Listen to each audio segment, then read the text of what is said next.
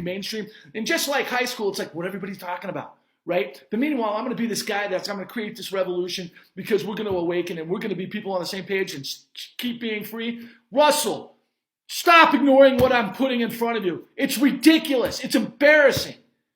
But whatever. Fuck off, man. I'll bring this to the American people myself since you or Jogan won't do it. But I'm going to bring it back to Joe Rogan for the last point.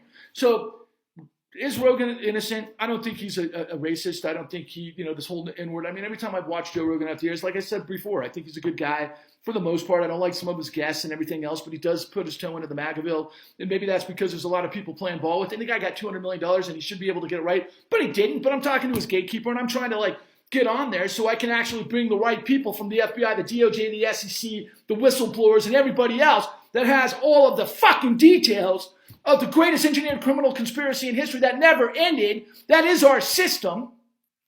And they're ignoring us, and I wonder why.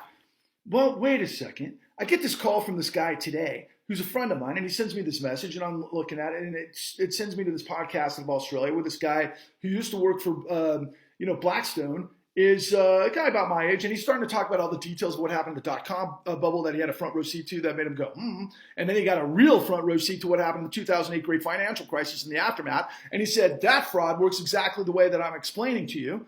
And then ultimately, he says, look, all of that stuff was child's play, in light of what's coming next. He said that the market is so hyperinflated that I think the numbers are dwarf what took place in 2008. That's right on the horizon. That's going to destroy you all. And me too, by the way. And ultimately, he's going through this whole thing, but he doesn't go into details. I'm waiting to hear all the goods on BlackRock, but he doesn't deliver it.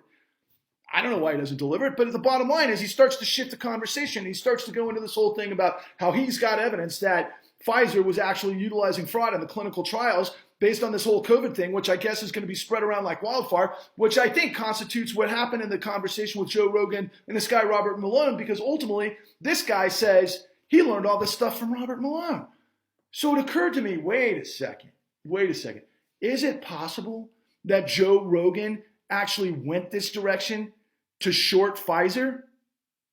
Now that would be something. Who knows? Everybody is talking past each other. Everybody can't listen. Nobody knows what the story is. And I'm just urging the tens of millions of you who got fucked by the 2008 great financial crisis, please go to www.thecon.tv. Open your freaking brain to the world you actually live in. And if we could all come together, my hope is that we create the great resurrection to save life, liberty, and justice for all and the integrity of law and put the bad guys behind bars where they belong.